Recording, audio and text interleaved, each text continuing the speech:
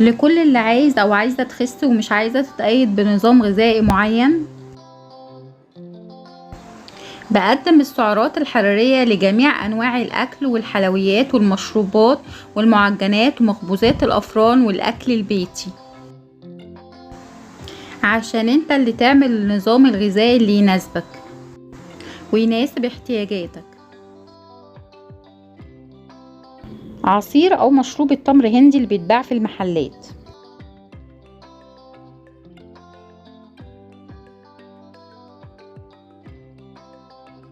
طبعا مفيش معلومات غذائية لمشروب التمر الصناعي، ولكن هو عبارة عن سكر والوان وطعم تمر.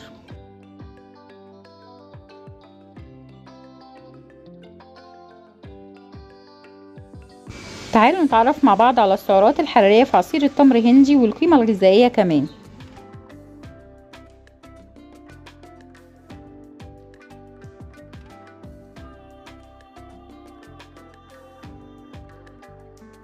القيمة الغذائية في عصير أو مشروب التمر هندي لل100 جرام: السعرات الحرارية 61 سعر حراري، بروتين زيرو، كربوهيدرات 15.9 جرام، دهون زيرو.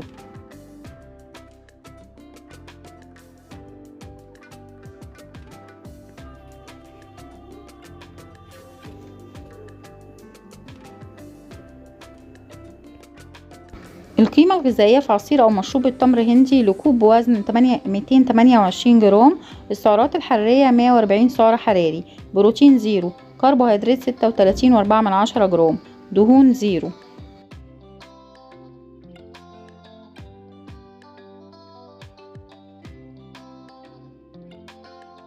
القيمة الغذائية في عصير أو مشروب التمر هندي لكوب بوزن 250 جرام: زي ما شفنا في الفيديو السابق، السعرات الحرارية 154 سعر حراري، بروتين زيرو، كربوهيدرات 40 جرام، دهون زيرو.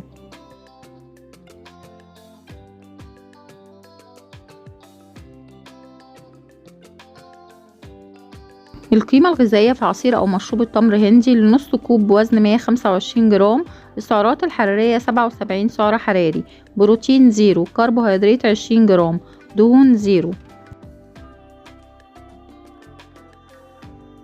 وطبعا ما نكترش منه لأنه بيعتبر كله سكر.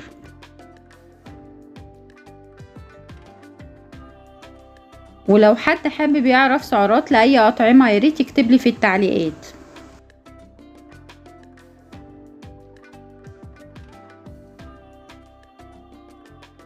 وانتظرونا وقيم غذائية جديدة.